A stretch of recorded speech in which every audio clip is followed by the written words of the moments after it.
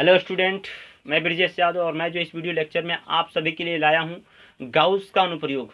ठीक है, गाउस नियम का अनुप्रयोग पढ़ेंगे और गाउस नियम का अनुप्रयोग को पढ़ने के लिए सबसे पहले हमें समझना पड़ेगा संतत आवेश वितरण को। ठीक है, तो संतत आवेश वितरण अगर अच्छे से समझ जाते हैं तो हम लोग गाउस के अनुप्रयोग को भी अच्छे से समझ लेंगे और उससे जो भी समस्याएं होंगी, उसमें जो भी प्रश्न होंगे उसको हम लोग बहुत आसानी से जो है हल कर सकते हैं। तो चलिए हम लोग जो है संतत आवेश वितरण को समझते हैं कि संतत आवेश वितरण क्या होता है।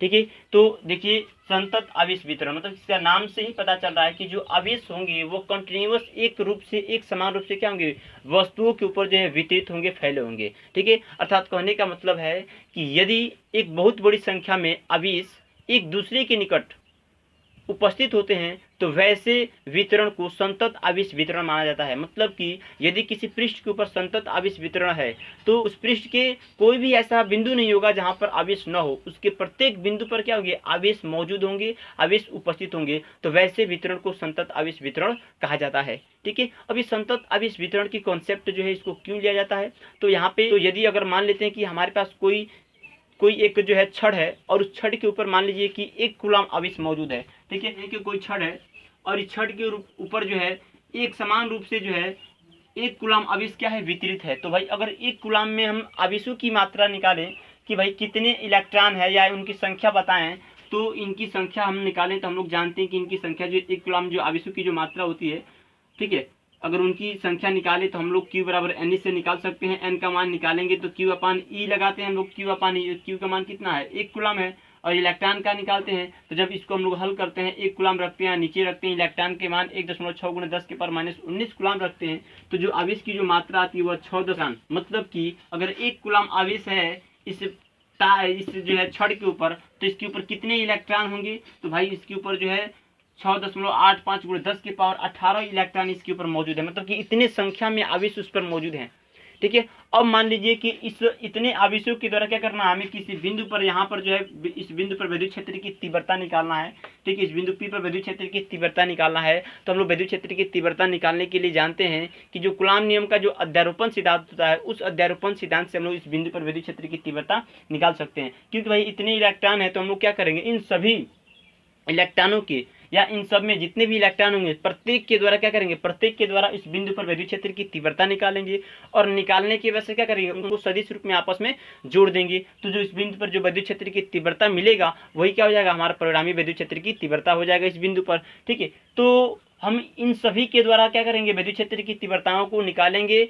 ठीक है, और आपस में क्या करेंगे, जोड़ेंगे। तो प्रत्येक के द्वारा जो विद्युत क्षेत्र की तीव्रता जो निकलेगा उन सबको हम क्या करेंगे, आपस में जोड़ते हैं, सदिश रूप में जोड़ते हैं। तो यहाँ पे देख रहे हैं कि 10 के पावर 18 इलेक्ट्रॉन है, मतलब कि बहुत ज्यादा इलेक्ट्रॉन है। ठीक है, तो अगर हम प्रत्येक के द्वारा विद्युत क्षेत्र की तीव्रता निकाले तो ये क्या हो जाएगी, ये बहुत बड़ी प्रक्रिया हो जाएगी। क्योंकि आवेश क्या है, 10 के पावर 18 इलेक्ट्रॉन, मतलब कि बहुत संख्या बहुत ज्यादा होने की वजह से जो है अगर हम प्रत्येक के द्वारा विद्युत क्षेत्र की तीव्रता निकालते हैं तो ये प्रक्रिया क्या हो जाएगी, बहुत जो है जटिल हो जाएगी। और इस प्रक्रिया के द्वारा हम लोग विद्युत क्षेत्र की तीव्रता जो है निकाल नहीं सकते हैं। अर्थात अध्यारोपण का सिद्धांत से यहाँ पे हम लोग विद्युत क्षेत्र की तीव्रता नहीं निकाल सकते हैं। तो यहाँ पे अध्यारोपण के सिद्धांत से जब विद्युत क्षेत्र की तीव्रता नहीं निकालते हैं तब यहाँ पे हम एक अवधारणा लेते हैं, आवेश घनत्व का अवधारणा लेते हैं। किसका लेते हैं, आवेश घनत्व की अवधारणा लेते हैं। और उस आवेश घनत्व को की सहायता से हम आवेश वितरण, मतलब कि जब किसी पृष्ठ के ऊपर या किसी वस्तु के ऊपर जो है एक बड़ी संख्या में जब आवेश होते हैं तो उन सभी आवेशों के द्वारा किसी बिंदु पर विद्युत क्षेत्र की तीव्रता जो है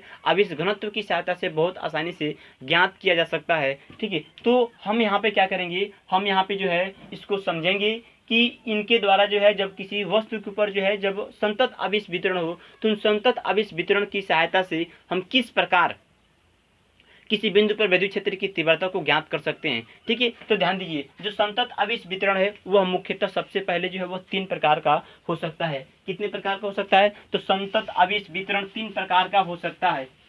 ठीक है,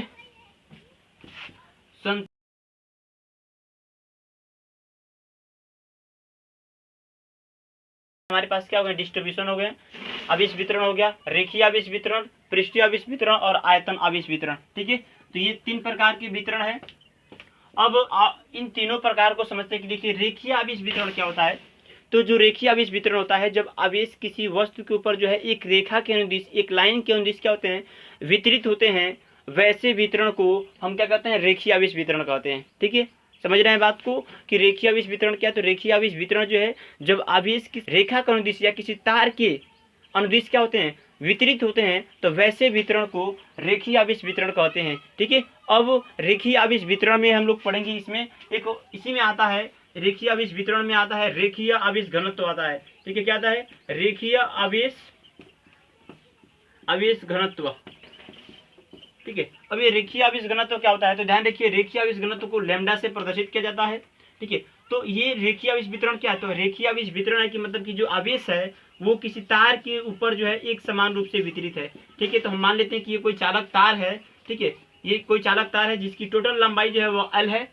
ठीक है, और इसके ऊपर जो है एक समान रूप से प्लस क्यू आवेश जो है वितरित है, एक समान रूप से क्या है, प्लस क्यू आवेश वितरित है। ठीक है, तो इसे हम लोग क्या कहेंगे, ये आवेश जो है ये तार के ऊपर जो है एक रेखा का अनुदिश वितरित है, तो हम इसे रेखीय आवेश वितरण कहेंगे। ठीक है, अब रेखीय आवेश घनत्व को परिभाषित करना है, तो ध्यान रखिए रेखीय आवेश घनत्व क्या होता है, तो किसी तार के या रेखीय आवेश वितरण के प्रति एकांक लंबाई पर, रेखीय आवेश वितरण के प्रति एकांक लंबाई पर आवेश की मात्रा को रेखीय आवेश घनत्व कहते हैं। क्या कहते हैं, रेखीय आवेश घनत्व कहते हैं। तो रेखीय आवेश वितरण के प्रति एकांक लंबाई पर आवेश की मात्रा को रेखीय आवेश घनत्व कहते हैं। मतलब कि अगर मान लीजिए कि ये क्या है, ये रेखीय आवेश वितरण है। ठीक है, और इस लंबाई कितनी है, तो L है। ठीक है, इसकी लंबाई कितनी है, L है। तो इस प्रति एकांक लंबाई पर, मतलब कि इसके एकांक लंबाई पर जो आवेश की मात्रा होगी, उस आवेश की मात्रा को हम लोग रेखीय आवेश घनत्व कहेंगे। अर्थात अगर उसका मान निकालना हो तो हम इस मान लेते हैं कि ये क्या है, ये L लंबाई है, हम इसको छोटे छोटे खंडों में बांट देते हैं। मतलब इस पूरी लंबाई को क्या करते हैं, छोटे छोटे खंडों में बांट देते हैं, और एक छोटे से खंड का मान मानते हैं DL है। ठीक है, और इस DL के ऊपर जो आवेश की जो मात्रा है वो मान लेते हैं कि DQ है। ठीक, मतलब इस DL लंबाई पर आवेश कितना है, DQ है। तब जो है ये रेखीय आवेश घनत्व तो कितना होगा, तो प्रति एकांक लंबाई कितना है, DL है, और इस DL पे जो आवेश की मात्रा हो जाएगी, रेखीय आवेश घनत्व तो कितना हो जाएगा, तो वो लैम्डा बराबर हो जाएगा DQ/DL। ठीक है, इसे हम लोग जो है रेखीय आवेश घनत्व कहते हैं। ठीक है, संपूर्ण पे निकालना तो L बराबर कितना हो जाएगा, लैम्डा बराबर कितना हो जाएगा, Q/L। ठीक है, तो यहाँ पे ध्यान रखिए ये हमें रेखीय आवेश घनत्व कहलाता है। रेखीय आवेश घनत्व क्या है, तो रेखीय आवेश वितरण के प्रति एकांक लंबाई पर आवेश की मात्रा रेखीय आवेश घनत्व कहलाता है। रेखीय आवेश घनत्व को लैम्डा से प्रदर्शित करते हैं, और लैम्डा बराबर होता है DQ/DL। मतलब कि अगर L लंबाई का कोई चालक तार है, उसे हम लोग छोटे छोटे खंडों में बांट देते हैं, और एक छोटे से खंड की जो लंबाई है वो DL है, और उस DL पर कितना आवेश की मात्रा है, तो DQ है। तब जो है रेखीय आवेश घनत्व कितना हो जाएगा, तो लैम्डा बराबर हो जाएगा DQ/DL। अगर इसकी हमें SI मात्रक दिखाना है, किसको SI मात्रक, तो भाई आवेश की मात्रा क्या होती है, कूलाम, इसका मात्रा क्या हो जाएगा, मीटर, तो कूलाम प्रति मीटर। तो ये कूलाम प्रति मीटर हो गया। ठीक है, अगर इसका विमा दिखाना हो हमें, तो ये कूलाम है, तो कूलाम को एम्पियर में बदलते हैं, एम्पियर सेकेंड में, और ये मीटर को मीटर में। ठीक है, अब हम क्या कर सकते हैं, केजी तो है नहीं, तो केजी मतलब m का पावर कितना हो जाएगा, 0। ये मीटर नीचे है, ऊपर जाएगा तो L माइनस हो जाएगा। मीटर को हम लोग L में बदलते हैं, और एम्पियर को एम्पियर में, सेकेंड को T में बदलते हैं, तो T हो गया, और ये सेकेंड हो एम्पियर हो गया।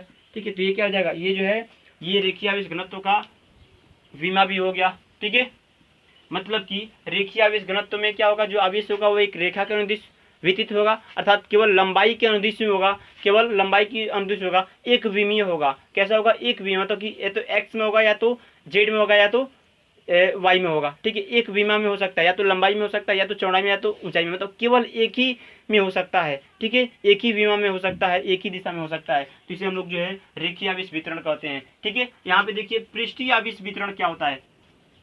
ठीक है, पृष्ठ आवेश वितरण क्या है, एरिया चार्ज डिस्ट्रीब्यूशन क्या है, तो ध्यान रखिए जब संतत आवेश वितरण जो है, जब किसी पृष्ठ के क्षेत्रफल पर, जब किसी वस्तु के क्षेत्रफल पर एक समान रूप से वितरित होता है, तो उसे वैसे वितरण को हम लोग पृष्ठ आवेश वितरण कहते हैं। जब क्या होगा, जब आवेश किसी पृष्ठ के ऊपर या जब किसी वस्तु के ऊपर उसके क्षेत्रफल पर एक समान रूप से वितरित होता है, ठीक है, तो उसे हम लोग पृष्ठ आवेश वितरण कहते हैं। और पृष्ठ आवेश वितरण के प्रति एकांक क्षेत्रफल पर, आवेश की मात्रा पृष्ठ आवेश घनत्व कहलाता है। क्या कहलाता है, पृष्ठ आवेश घनत्व। ठीक है, पृष्ठ आवेश घनत्व कहते हैं, या उसको पृष्ठीय आवेश घनत्व भी कह सकते हैं।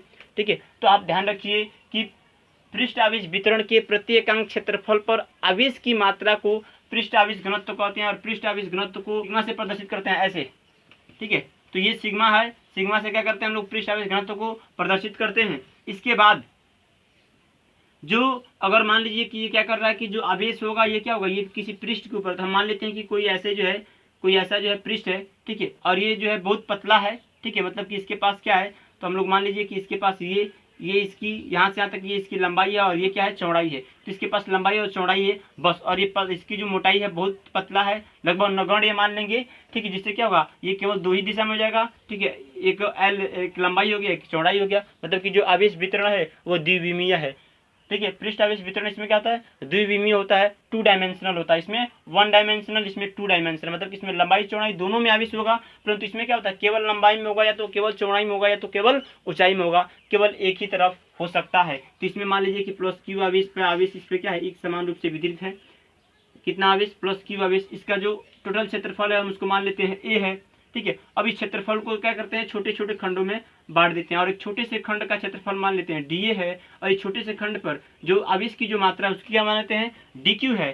तो पृष्ठ आवेश घनत्व तो कितना हो जाएगा, तो जो पृष्ठ आवेश घनत्व तो वो सिग्मा बराबर हो जाएगा D Q upon D A, D Q upon D A, क्योंकि एकांक क्षेत्रफल पर जो आवेश की मात्रा होगी उसे हम लोग क्या कहेंगे, पृष्ठ आवेश घनत्व कहेंगे, और उसको हम लोग सिग्मा से प्रदर्शित करेंगे, और सिग्मा बराबर हो जाएगा D Q upon D A, ठीक है। इसका मात्रक हम लिखते हैं, इसका SI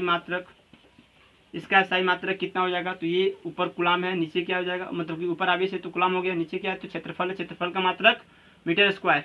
विमा दिखाइए, इसका विमा दिखाएंगे तो भाई यहाँ पर बस इसी का, यहाँ पे क्या हो जाएगा, यहाँ पे देखिए कुलाम, यहाँ पे क्या था, कुलाम प्रति मीटर था, यहाँ पे क्या है, कुलाम प्रति मीटर स्क्वायर है, मतलब कि मीटर स्क्वायर होगा यहाँ पे एम्पियर सेकेंड। तो हम क्या करेंगे, एम्पियर कुलाम को एम्पियर सेकेंड में चेंज करेंगे और इसको मीटर स्क्वायर में। अब इसको चेंज करेंगे तो भाई m तो 0 होगा ही, L-2 हो जाएगा क्योंकि मीटर स्क्वायर है, और ये t हो गया, और ये हमारा a हो गया, ठीक है। तो ये इसका विमा भी हो गया, ठीक है।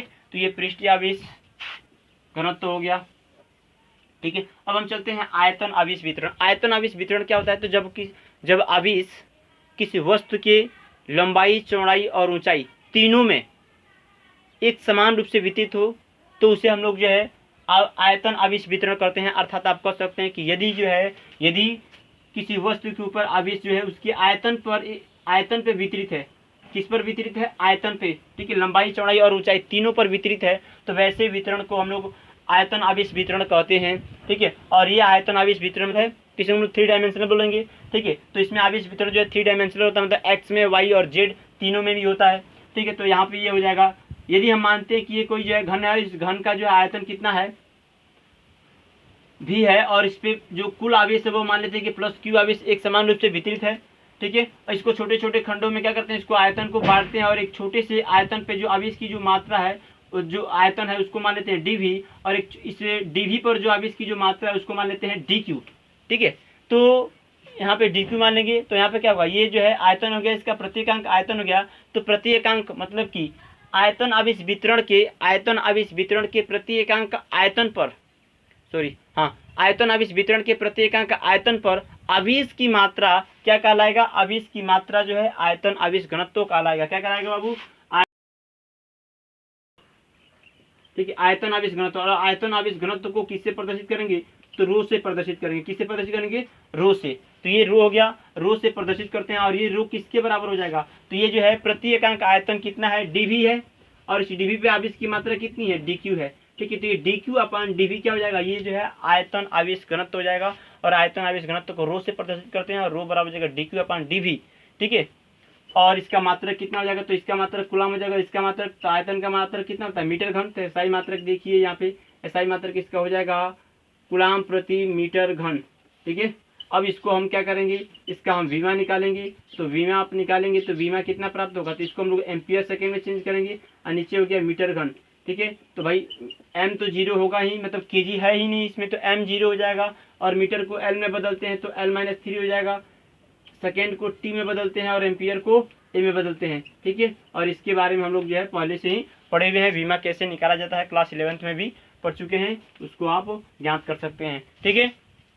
तो ये हो गया आयतन आवेश घनत्व। तो आयतन आवेश घनत्व को आप याद रखेंगे, पृष्ठ आवेश घनत्व को याद रखेंगे और रेखीय आवेश घनत्व को याद रखेंगे। इन तीनों मानों को याद रखना है, इन तीनों का आगे जो है उपयोग है। ठीक है, तो आप सभी का परिभाषा हम जो है इसमें बोले हुए हैं, आप उनको जो है नोट कर लीजिए और इसका स्क्रीनशॉट ले लीजिए। ठीक है, और ये कंप्लीट हुआ, इसके बाद से हम लोग जो है गाउस का अनुप्रयोग को लेते हैं और एक अनुप्रयोग जो है इस वीडियो में पढ़ते हैं, उसको खत्म करते हैं। ठीक है, शुरू करते हैं गाउस का अनुप्रयोग। गाउस नियम का हम लोग अनुप्रयोग पढ़ेंगे, एप्लीकेशन ऑफ गाउस लॉ पढ़ेंगे। ठीक है, इसमें से सब गाउस नियम का जो है ये पहला अनुप्रयोग है, यहाँ पे पहला अनुप्रयोग पढ़ेंगे और इसमें दिया है, कह रहा है कि अनंत लंबाई के एक समान आवेशित सीधे तार के निकट विद्युत क्षेत्र की तीव्रता, मतलब कि इसमें जो है एक अनंत लंबाई का तार है। ठीक है, और उस तार के निकट वो क्या, वह एक समान रूप से आवेशित है, वह तार जो है एक समान रूप से आवेशित है और उसके निकट हमें विद्युत क्षेत्र की तीव्रता जो है ज्ञात करनी है। तो ये मान लीजिए क्या, ये अनंत लंबाई का तार है, मतलब कि ऊपर की तरफ भी और बड़ा है और नीचे की तरफ भी और बड़ा है।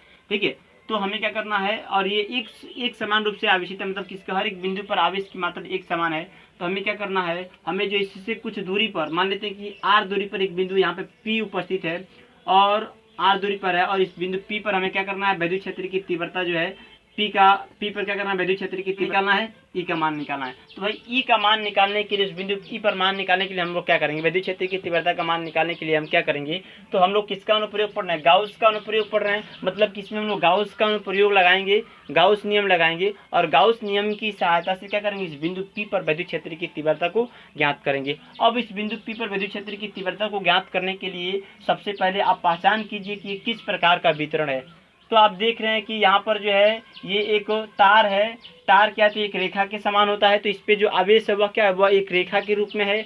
तो ये हम लोग कहेंगे कि ये रेखीय आवेश वितरण है। रेखीय आवेश वितरण के पास कौन सा घनत्व होता है, तो रेखीय आवेश घनत्व होता है, जिसको हम लोग लैम्डा से प्रदर्शित करते हैं। और लैम्डा बराबर आप पढ़े हुए हैं कि लैम्डा बराबर होता है dQ/dl होता है। ठीक है, मतलब प्रति एकांक रेखीय आवेश वितरण के प्रति एकांक लंबाई पर जो आवेश की मात्रा होती है, उस आवेश की मात्रा को ही हम क्या कहते हैं, रेखीय आवेश घनत्व कहते हैं। ठीक है, तो यहाँ पर हमें रेखीय आवेश घनत्व की सहायता से और गाउस के नियम की सहायता से हमें विद्युत क्षेत्र की तीव्रता जो है ज्ञात कर लेना है बिंदु P पर। तो गाउस का नियम है, इसमें जब लगाएंगे तो गाउस का नियम हम लोग जानते हैं कि गाउस का नियम हमेशा जो है बंद पृष्ठ के अंदर ही लागू होता है, मतलब कि जो आवेश होता है वह बंद पृष्ठ के अंदर ही होता है। तो ये जो आवेश है इसमें उपस्थित है, तो हम क्या करेंगे, यहाँ पे जो एक पृष्ठ की रचना करेंगे और उस पृष्ठ को हम लोग गॉसियन पृष्ठ बोलेंगे। क्या बोलेंगे, गॉसियन पृष्ठ बोलेंगे। तो हम पृष्ठ की रचना कैसे करेंगे, तो यहाँ पे देख रहे हैं कि ये तार कैसे, तो तार जो है वह एक बेलन के समान होता है।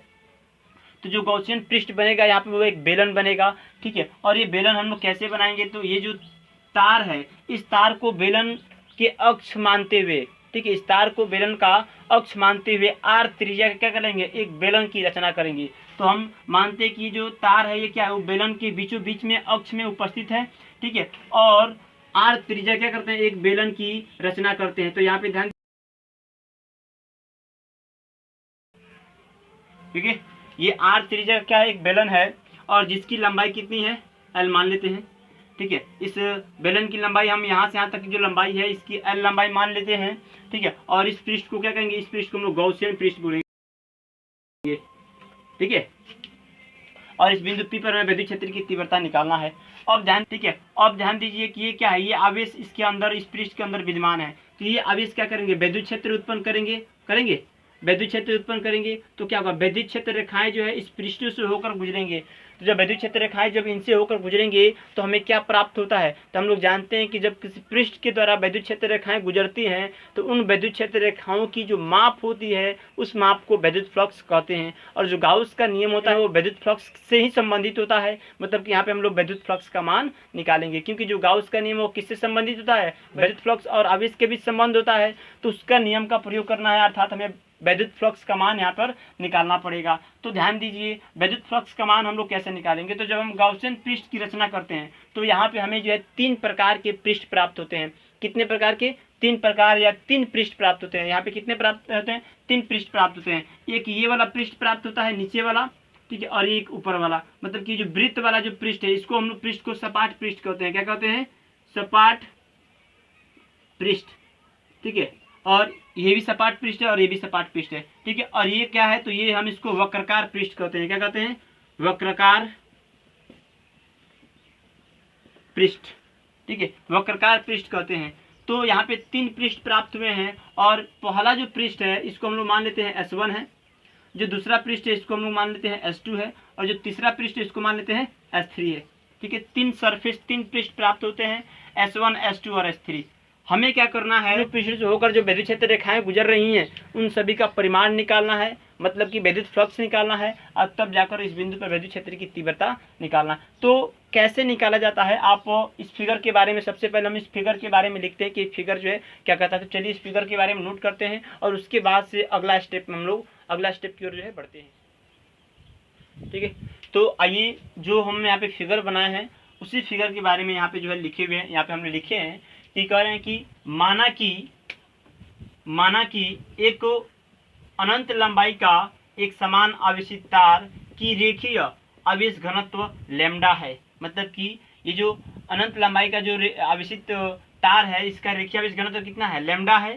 ठीक है, माना कि r दूरी पर एक बिंदु P है जिस पर विद्युत क्षेत्र की तीव्रता ज्ञात करनी है। मतलब कि इस तार से r दूरी पर एक बिंदु P है जिस पर क्या करना है, विद्युत क्षेत्र की तीव्रता ज्ञात करनी है। उसको ज्ञात करने के लिए हम क्या करेंगे, तो कह रहे हैं कि इसके लिए तार को बेलन का अक्ष मानते हुए r त्रिज्या का एक बेलनाकार गाउसियन पृष्ठ की रचना करते हैं। इसके लिए क्या किया गया है, तो ये तार हो गया और इस तार को अक्ष मानते हुए क्या किया गया है, बेलन का अक्ष मानते हुए जो है r त्रिज्या का एक बेलनाकार पृष्ठ गाउसियन पृष्ठ की रचना किया गया है, जिससे तीन पृष्ठ मतलब कि इसमें क्या होता है, तीन पृष्ठ प्राप्त होते हैं। ठीक है, और उन तीनों पृष्ठों में, ठीक है, तीन पृष्ठ प्राप्त होते हैं। ठीक है, और उन तीनों में से करें कि दो पृष्ठ कैसे होते हैं, तो दो सपाट होते हैं। दो सपाट मतलब कि S1 और S2 क्या है, तो सपाट पृष्ठ है, और एक वक्रकार पृष्ठ जो S3 है, ठीक है, प्राप्त होता है। मतलब कि हमें जब गाउसियन पृष्ठ की जब रचना कर देते हैं, ठीक है, जब गाउसियन पृष्ठ की जब रचना कर दिया जाता है तो हमें तीन पृष्ठ प्राप्त होते हैं। एक S1 प्राप्त होता है जिसको सपाट पृष्ठ कहेंगे, S2 भी सपाट पृष्ठ होता है, और S3 क्या, तो वक्रकार पृष्ठ होता है। तीन पृष्ठ प्राप्त होता है। अब हमें क्या करना है, अब हमें इन तीनों पृष्ठों के द्वारा जो है विद्युत फ्लक्स का मान निकालना है कि इन तीनों पृष्ठों से विद्युत फ्लक्स का मान कितना होता है। क्योंकि जो गाउसियन पृष्ठ है, गाउसियन पृष्ठ से कुल कितना विद्युत फ्लक्स गुजरता है उसकी हमें परिमाण निकालना होता है। मतलब कि हम लोग पढ़े हुए हैं कि अगर कोई पृष्ठ है और उस पृष्ठ के अंदर आवेश है, तो आवेश जो है क्या करता है, विद्युत क्षेत्र उत्पन्न करता है, उससे विद्युत क्षेत्र रेखाएं गुजरती हैं, तो हम लोग विद्युत फ्लक्स का मान निकालते हैं। तो उस कुल पृष्ठ के द्वारा निकालते हैं कि विद्युत फ्लक्स कितना है। ठीक उसी प्रकार जो इस गाउसियन पृष्ठ जो रचना किए हैं इसके द्वारा कुल कितना विद्युत फ्लक्स का मान होगा उसको हम लोग निकालेंगे। उसको निकालने के लिए हमें S1 से कितना विद्युत फ्लक्स का मान प्राप्त हो रहा है, S2 से कितना प्राप्त हो रहा है और S3 से कितना प्राप्त हो रहा है। इन तीनों पृष्ठों के द्वारा जो है विद्युत फ्लक्स का मान कितना प्राप्त हो रहा है, तीनों को हम लोग ज्ञात कर लेंगे, और तीनों को ज्ञात करने के बाद क्या कर देंगे, उनको आपस में जोड़ देंगे। तो कुल कितना विद्युत फ्लक्स, मतलब बेलन के संपूर्ण पृष्ठ के द्वारा कुल कितना विद्युत फ्लक्स गुजर रहा है वो हमें जो है पता चल जाएगा। ठीक है, तो चलिए हम क्या करते हैं, सबसे पहले S1 और S2 के द्वारा जो है विद्युत फ्लक्स का मान निकालते हैं। यहाँ पर जो है लिखते हैं सबसे पहले S1 फ्लक्स। तो S1 और S2 पृष्ठ से क्या करना, विद्युत फ्लक्स का मान निकालेंगे। हम लोग विद्युत फ्लक्स का मान निकालेंगे तो अगर मान लेते हैं कि इस पूरे जो है सपाट पृष्ठ का क्षेत्रफल कितना है, यदि सपाट पृष्ठ का क्षेत्रफल A मान लेते हैं, ठीक है, कितना मानते हैं A, या इसी का हम लोग क्षेत्रफल S1 भी मान सकते हैं। चलिए भाई इसका क्षेत्रफल कितना है S1, चलिए हम लोग S1 भी मान सकते हैं। देखिए जो क्षेत्रफल होगा पृष्ठीय क्षेत्रफल को हम लोग S से भी दिखा सकते हैं और A से भी दिखा सकते हैं, उसमें कोई दिक्कत नहीं है। तो चलिए इसका क्षेत्रफल कितना, संपूर्ण क्षेत्रफल मान लेते हैं S1 है। ठीक है, तो S1 मान लेते हैं। तो हम क्या करेंगे, विद्युत फ्लक्स का मान निकालने के लिए, किसी भी पृष्ठ से मान निकालने के लिए हम क्या करते हैं, एक छोटे से बिंदु पर विद्युत फ्लक्स का मान ज्ञात करते हैं। तो सबसे पहले क्या करेंगे, हम एक छोटे से बिंदु पर यहाँ पे विद्युत फ्लक्स का मान निकालेंगे। तो हम क्या करेंगे, इस क्षेत्रफल को, संपूर्ण पृष्ठ क्षेत्रफल क्या करेंगे, छोटे छोटे खंडों में बांट देंगे, और छोटे छोटे खंडों में बांटने के बाद से एक छोटे से खंड का जो क्षेत्रफल होगा इसको हम लोग मान लेंगे ds1। मतलब कि संपूर्ण क्षेत्रफल कितना है, S1 है, और एक छोटे से खंड का क्षेत्रफल कितना हो जाएगा, ds1।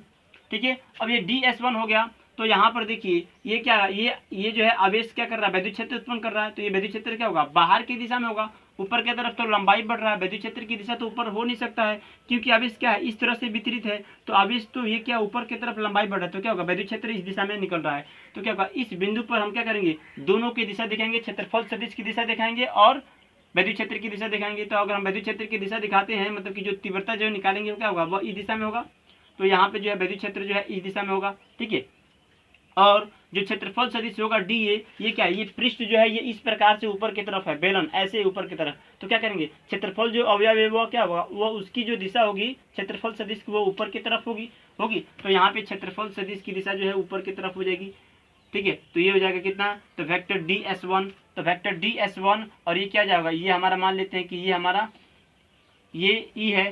ठीक है, तो यहाँ पे देखिए वेक्टर ds1 और ई के बीच कितना कोण बन रहा है, 90 डिग्री का कोण बन रहा है। ठीक है, कितना डिग्री का बन रहा है, 90 डिग्री का कोण बन रहा है, तो ये 90 डिग्री बन रहा है। ठीक है, ठीक उसी प्रकार हम लोग जो है S2 पर भी देख लेते हैं साथ में ही। तो ये क्या है, ये पृष्ठ जो है नीचे की तरफ है। ठीक है, तो यहाँ पे क्या करेंगे, इसका क्षेत्रफल हम लोग मान लेते हैं S2 है और इसके भी छोटे छोटे खंडों में बांटते हैं और एक छोटे से खंड का क्षेत्रफल हम लोग मान लेते हैं, एक छोटे से खंड का क्षेत्रफल कितना है, ds2 है। ठीक है, और इसका क्षेत्रफल सदिश की दिशा देखेंगे तो नीचे की तरफ जाएगा, क्योंकि पृष्ठ नीचे की तरफ है तो क्या होता है, जो क्षेत्रफल सदिश होता है वह पृष्ठ के लंबवत होता है, तो ये लंबवत नीचे की तरफ होगा। क्षेत्रफल सदिश मान लेते हैं कि ये वेक्टर ds2 हो जाएगा।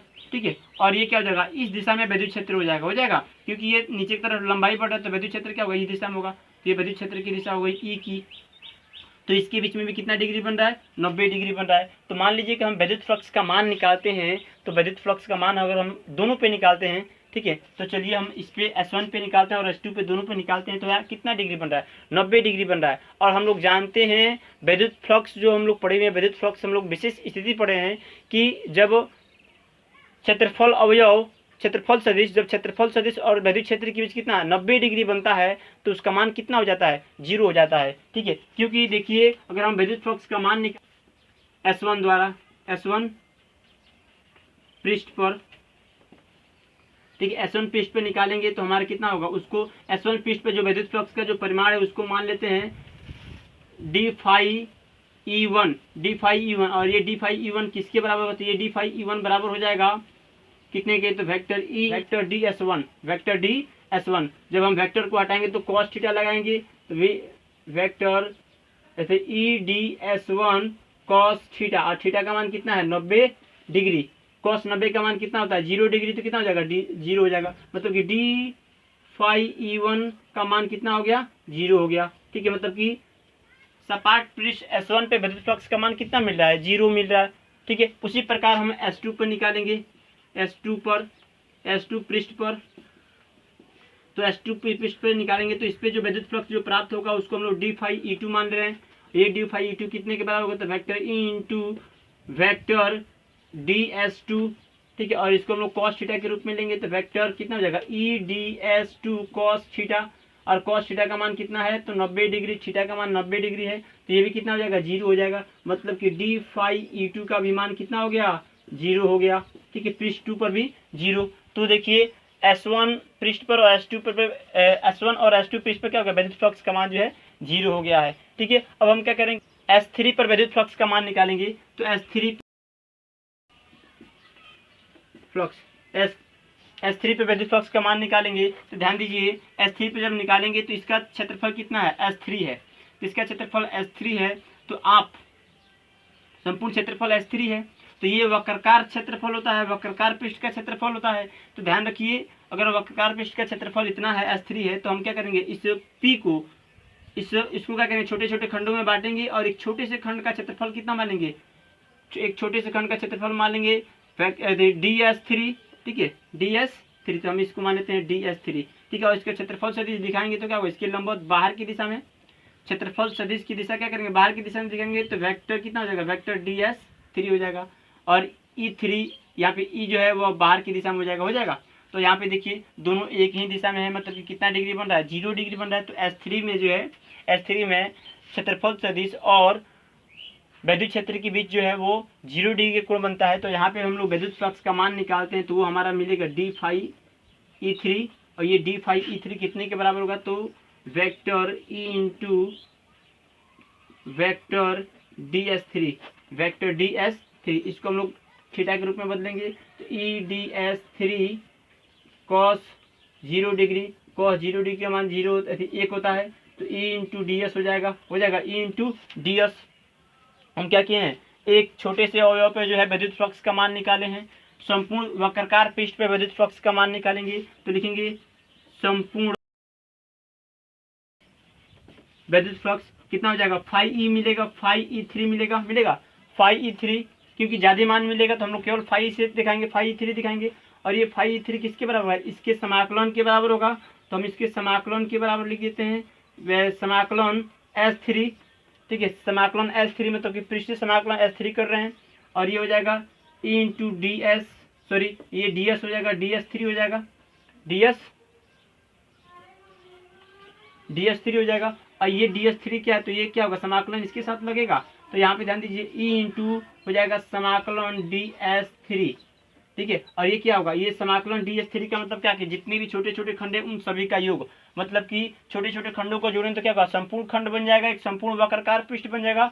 और बेलन के वक्राकार पृष्ठ का क्षेत्रफल कितना होता है, तो ध्यान रखिए बेलन का वक्राकार पृष्ठ का क्षेत्रफल जो है 2πRL होता है, 2πRL। तो ये किसके बराबर हो जाएगा, ये जो है बेलन के क्षेत्रफल के बराबर हो जाएगा, क्योंकि ये बेलन का क्या है, ये क्षेत्रफल है। मतलब कि यहाँ पे हम लोग DS3 को, समाकलन DS3 को जब जोड़ेंगे, ठीक है, तो वो किसके बराबर होगा, S3 के बराबर होगा। और S3 क्या है, तो वक्राकार पृष्ठ क्षेत्रफल है, और वक्राकार बेलन का वक्राकार पृष्ठ क्षेत्रफल कितना होता है, तो 2πRL होता है, ठीक है। तो यहाँ पे जो है ध्यान रखिए, यहाँ पे, ठीक है, तो आप इसको, इसका स्क्रीनशॉट ले लीजिए और इसको हम जो है मिटाते हैं, ठीक है। अब जो है यहाँ पे ध्यान दीजिए, वो जो हमारा φe3 मिला हुआ है, φe3 ये कितने के बराबर हो जाएगा, तो ये हमारा बराबर हो जाएगा E इंटू S3, ठीक है, E इंटू S3, क्योंकि ये छोटे छोटे जोड़ देंगे कितना हो जाएगा S3। और S3 क्या है, तो S3 जो है संपूर्ण वक्राकार पृष्ठ है, संपूर्ण वक्राकार पृष्ठ क्षेत्रफल है, क्षेत्रफल, ठीक है।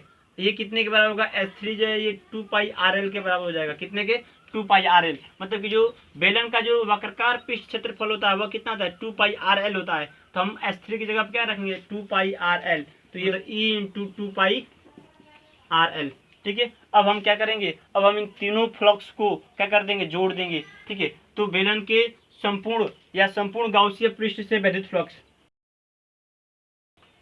फ्लक्स कितना हो जाएगा, उसको मान लेते हैं φe, ठीक है। और ये φe किसके बराबर होगा, φe1, ठीक है, प्लस φe2 प्लस φe3, ठीक है। φe1 का मान कितना है, तो भाई φe1 का मान कितना हो जाएगा 0, इसका भी मान 0, इसका मान कितना है 0, इसका मान कितना है, इसका मान है 2πRL, E into 2πRL, E into 2πRL। तो क्या मिलेगा, हमारा संपूर्ण जो क्षेत्रफल वो मिलेगा हमारा संपूर्ण विद्युत फ्लक्स E बराबर, सॉरी φe बराबर E इंटू 2πRL मिलेगा, ठीक है। तो φe बराबर कितना होगा, 2πRL। तो ये हमारा जो है, ये हमारा समीकरण हम मान लेंगे इसको एक, क्या मान लेंगे, समीकरण 1 मान लेंगे। ये विद्युत फ्लक्स का मान, मतलब कि हम क्या किए हैं, इस गाउसियन पृष्ठ के द्वारा जो गुजरने वाला जो विद्युत फ्लक्स का मान है उसका मान हम लोग जो है ज्ञात कर लिए हैं, φe बराबर 2πRL, ठीक है। इसके बाद हम लोग क्या करते हैं, इसके बाद हम लोग गाउस का नियम देखते हैं। और अब जो है यहाँ पे ध्यान दीजिए कि ये जो हम लोग परिमाण जो निकाले हुए हैं φe, ये क्या हो जाएगा, तो ये इस गाउसियन पृष्ठ से गुजरने वाला विद्युत फ्लक्स का मान हो जाएगा। अब हम गाउस का नियम लिखते हैं, गाउस का नियम से यहाँ पे लिखते हैं गाउस नियम से, ठीक है। गाउस नियम से हम लोग गाउस नियम से जानते हैं कि जो विद्युत फ्लक्स होता है वो कितने के बराबर होता है, तो विद्युत फ्लक्स बराबर होता है 1/ε0 इंटू घिरा हुआ आवेश, ठीक है। मतलब कि इस गाउसियन पृष्ठ के अंदर घिरा हुआ आवेश, ठीक है, पृष्ठ से परिबद्ध आवेश, परिबद्ध आवेश, ठीक है। ये जो है गाउस का नियम होता है। तो इस पृष्ठ से, इस गाउसियन पृष्ठ से कितनी मात्रा में जो है आवेश घिरा हुआ है, ठीक है, कितने इसमें आवेश हैं, ठीक है। तो उसकी आवेश की मात्रा निकालने के लिए हम क्या करेंगे, तो हम देख रहे हैं कि यहाँ पे रेखीय आवेश वितरण है। हम लोग रेखीय आवेश वितरण में जानते हैं कि ये क्या होता है, तो रेखीय आवेश वितरण में जानते हैं कि रेखीय आवेश घनत्व होता है। तो हम लोग रेखीय आवेश घनत्व से यहाँ पे लिखेंगे, चूंकि ठीक है, रेखीय आवेश घनत्व से, रेखीय आवेश घनत्व से क्या हो जाएगा, तो रेखीय आवेश घनत्व से हम क्या करेंगे, इसमें मान लेते हैं कि इसके अंदर Q कूलाम है, मतलब कि आवेश हम लोग दिखाएंगे। तो मान लेते हैं इसकी लंबाई कितना है L है, तो हमें L लंबाई पर निकालना है, रेखीय आवेश घनत्व दिखाना। तो रेखीय आवेश घनत्व को L लंबाई पर हम दिखाएंगे लैम्डा बराबर Q/L, ठीक है, L लंबाई पर दिखाएंगे Q/L। मतलब कि रेखीय आवेश घनत्व जो यहाँ पे एल लंबाई पे दिखाएंगे। इसके पहले वाले संतत आवेश वितरण में लोग पढ़े थे हम डीएल लंबाई पे क्या कहते हैं, डीएल लंबाई पर जो है रेखीय आवेश घनत्व दिखाए थे, और यहाँ पे हम लोग जो है एल लंबाई पर रेखीय आवेश घनत्व दिखाएंगे तो क्या हो जाएगा, ऊपर जो है क्यू हो जाएगा। ठीक है, तो यहाँ पे मान लेंगे कि लैम्डा बराबर कितना होगा, क्यू अपान एल। हमें क्यू का मान निकालना है, यहाँ पे रखना है, मतलब कि इस एल लंबाई के अंदर कितने आवेश है तो उसकी मात्रा कितना हो जाएगा। तो हम क्यू का मान निकालें तो क्यू बराबर कितना हो जाएगा, क्यू बराबर हो जाएगा लैम्डा इंटू एल। मतलब कि यहाँ पे जो आवेश है, जो इस परिबद्ध आवेश है, जो घिरा हुआ आवेश है, वो कितना होगा, वो L into L, lambda into L के बराबर होगा। तो परिबद्ध आवेश कितना होगा, परिबद्ध आवेश जो है वह लैम्डा इंटू एल हो जाएगा। तो यहाँ पे लिखेंगे समीकरण में, तो यहाँ पे लिखेंगे गाउस नियम से, गाउस नियम में रखने पर, ठीक है, गाउस नियम में रखने पर तो कितना हो जाएगा, फाई ई बराबर हो जाएगा। ठीक है, यहाँ पे one by epsilon naught into lambda into L. ठीक है, लैम्डा इंटू एल। अब ध्यान दीजिए, इसको हम लिख सकते हैं फाई ई बराबर lambda L upon epsilon not. इसको हम लोग जो है समीकरण 2 मान लेते हैं।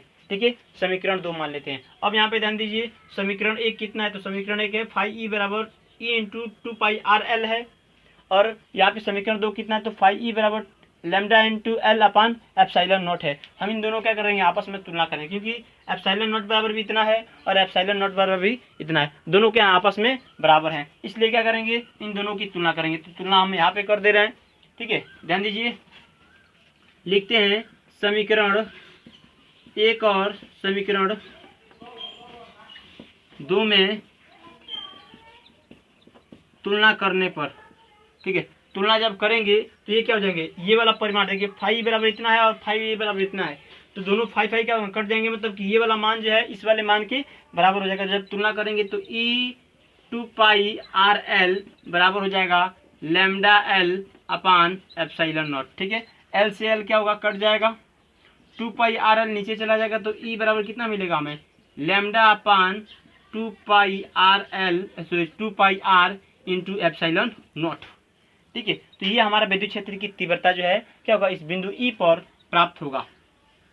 ठीक है, अब देखिए, इसको हमें थोड़ा सा अलग तरीके से लिखना, तो हम इसको लिख सकते हैं, इसी चीज़ को देखिए यहाँ पे ऐसे लिख सकते हैं, इसी को हम लोग यहाँ पे लिख सकते हैं, बराबर लिखे हैं यहाँ पे 1/2π एप्सिलॉन नॉट और लैम्डा अपान आर। ठीक है, इस तरह से लिख देंगे। ठीक है, तो ये जो है हमारा क्या होगा, इसके द्वारा प्राप्त विद्युत क्षेत्र की तीव्रता होगा बिंदु पी पर। तो ध्यान दीजिए, यहाँ पे जो 1/2π एप्सिलॉन नॉट है, इसका मान हम लोग कितना रखेंगे, हम लोग कितने का मान जानते हैं, हम लोग जो है 1/4π एप्सिलॉन नॉट का मान जानते हैं कि 9 × 10⁻9 होता है, परंतु 1/2π एप्सिलॉन नॉट का मान नहीं जानते हैं, इसलिए क्या करेंगे, इसको भी 4π एप्सिलॉन नॉट बना देंगे, तो ऊपर भी 2 से गुणा कर देंगे, नीचे भी 2 से गुणा कर देंगे, तो कितना मिलेगा हमारा, तो ऊपर नीचे 2 से गुणा करेंगे तो कितना हो जाएगा, ई बराबर हो जाएगा, ई बराबर हो जाएगा 1/4π epsilon naught 2 lambda upon r. ठीक है, 2 लैम्डा अपान आर। तो ध्यान देखिए, सवाल बनाते समय आप इतने का इस्तेमाल करने वाले हैं। ठीक है, तो सवाल बनाते समय इस सूत्र का इस्तेमाल करेंगे, ऊपर भी 2 रख देंगे, मतलब कि नीचे भी 2 से गुणा कर देंगे, ऊपर भी 2 से गुणा कर देंगे, तो क्या हो, ये दोनों पद आपस में बराबर हो जाएगा। तो हम क्यों कर रहे हैं, क्योंकि इसका मान हमें मालूम है, इसका मान हमें नहीं मालूम है, तो ये हमें विद्युत क्षेत्र की तीव्रता बिंदु पी पर हो गया। ठीक है, इसी का हम लोग सदिश रूप में भी दिखा सकते हैं। तो इसको अगर सदिश रूप में लिखना हो तो हम केवल इसके साथ क्या कर देंगे, एकांक सदिश जोड़ देंगे, इसके साथ ई बराबर हो जाएगा, वेक्टर ई बराबर हो जाएगा 1/4π epsilon naught 2 lambda upon r into r cap हो जाएगा। ठीक है, और ये आर कैप क्या कर रहा है, ये आर कैप जो है, ये जो है इस दिशा में विद्युत क्षेत्र की तीव्रता को दिशा को प्रदर्शित कर रहा है। ठीक है, तो ये हमारा परिमाण है, ये क्या है, बिंदु पी पर विद्युत क्षेत्र की तीव्रता का सूत्र है। ठीक है, तो आप इसका स्क्रीनशॉट ले लीजिए, इसको नोट कर लीजिए, और ये हो गया अनंत लंबाई के एक समान आवेशित सीधे तार के निकट विद्युत क्षेत्र की तीव्रता का परिमाण। इसको इस प्रकार से निकाला जाता है। सबसे पहले हम लोग क्या, तो हम इसमें जो है सबसे पहले इसमें हम क्या कर रहे हैं, तो विद्युत क्षेत्र की तीव्रता को ज्ञात करने के लिए बिंदु पी पर हम लोग विद्युत फ्लक्स का मान निकाल रहे हैं, और विद्युत फ्लक्स का मान निकालने के लिए हमें गॉसियन पृष्ठ की रचना करना पड़ेगा। जब गॉसियन पृष्ठ की रचना करते हैं तो हमें 3 पृष्ठ प्राप्त होता है, S1 पृष्ठ और S2 और S3। ठीक है, तो S1 और S2 पे हम लोग विद्युत फ्लक्स का जो मान निकालना है, तो हमें कितना प्राप्त हो जा रहा है, 0 प्राप्त हो जा रहा है। तो हम वहाँ पे डायरेक्टली लिख सकते हैं, उसको हम लोग नहीं प्राप्त करके, जो हम लोग यहाँ पे प्राप्त किए थे उसको नहीं प्राप्त करके हम लोग डायरेक्ट लिख सकते हैं वहाँ पे कि S1 और S3 पे विद्युत फ्लक्स का मान 0 हो जाता है, क्योंकि वहाँ पे क्षेत्रफल सदिश और विद्युत क्षेत्र के बीच 90 डिग्री का कोण बनता है। ठीक है, तो वहाँ पे विद्युत फ्लक्स का मान 0 हो जाएगा, तो वहाँ पे हमें ज्ञात नहीं करना पड़ेगा। और S3 पर विद्युत फ्लक्स का मान निकालेंगे और S3 पर विद्युत फ्लक्स का मान हमें प्राप्त होता है। इसके लिए हमें एक छोटे से बिंदु पर विद्युत फ्लक्स का मान निकालते हैं, संपूर्ण पृष्ठ पे निकालते हैं। संपूर्ण पृष्ठ के लिए क्या करते हैं, उसका समाकलन करते हैं। जब समाकलन करते हैं तो हमें समाकलन ds3 प्राप्त होता है, और वो ds3 किसके बराबर होता है, वो ds3 जो है वो हमारे S के बराबर होता है। और S क्या है, तो S जो है उस वक्रकार पृष्ठ का क्षेत्रफल मान लिए हैं कि चलिए उस वक्रकार पृष्ठ का क्षेत्रफल है। और वक्रकार पृष्ठ का क्षेत्रफल मतलब एक बेलन के वक्रकार पृष्ठ का क्षेत्रफल कितना होता है, तो ये हम लोग गणित में पढ़े हुए कि इतना होता है। तो एक बेलन का वक्रकार पृष्ठ का क्षेत्रफल इतना हो गया, तो S3 की जगह पे हमने इतना रख दिया, ठीक है। तो ये फाई E3 बराबर कितना जगह, फाई E3 बराबर E × 2πRL क्या होगा, इस बिंदु पर विद्युत क्षेत्र की विद्युत फ्लक्स का मान हो गया, मतलब इस वक्रकार पृष्ठ से होकर गुजरने वाला विद्युत फ्लक्स का मान हो गया।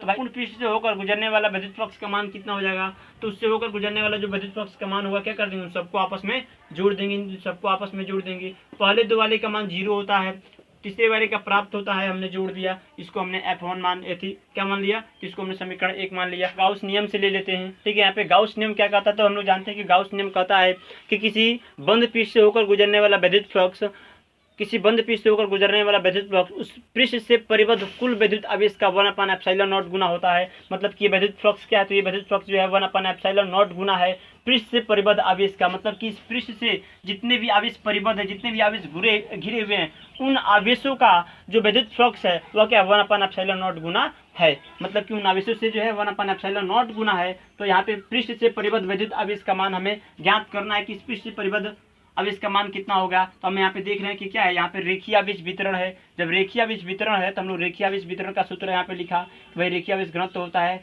लैम्डा बराबर होता है Q/L। Q क्या है, तो Q जो है इस पृष्ठ से परिबद्ध कुल आवेश है, तो इस पृष्ठ से परिबद्ध कुल आवेश का मान कितना हो जाएगा, तो हम लोग Q का मान निकालेंगे और Q बराबर हो जाएगा लैम्डा × L। मतलब कि परिबद्ध आवेश कितना है, परिबद्ध आवेश जो है वह है लैम्डा × L। तो हम Q की जगह पे मतलब इसके जगह पे हम लैम्डा × L रखेंगे। तो हम गाउस नियम में क्या कर रहे हैं, इस मान को जो है यहाँ पे रख दिए हैं, Q की जगह पे परिबद्ध आवेश की जगह पे रख दिए हैं, ठीक है। और इसको हमने क्या किया है, लैम्डा × L में 1 से गुणा कर दें तो लैम्डा × L प्राप्त हो गया है, और ये हमारा ε0 हो गया, ठीक है। इसके बाद जो है यहाँ पे ध्यान दीजिए, कह रहा है कि समीकरण 1 और समीकरण 2 से, मतलब ये समीकरण 2 हो गया और ये समीकरण 1 हो गया। हम देख रहे हैं कि फाई E बराबर इतना है और फाई E बराबर इतना है, हम दोनों का मान बराबर देख रहे हैं, तो हम क्या करेंगे, दोनों का आपस में तुलना कर देंगे। जब इन दोनों को तुलना करेंगे तो लिखेंगे समीकरण 1 और समीकरण 2 में तुलना करने पर दोनों का तुलना करेंगे, L से L कट जाएगा, 2πr को नीचे भेजेंगे तो E बराबर हो जाएगा λ/2πr × ε0 हो जाएगा, ठीक है। हमने क्या किया, इसको थोड़ा सा अलग रूप में लिख दिया, तो 1 कर दिया यहाँ पे और 1/2πε0 लिख दिया और λ/r लिख दिया।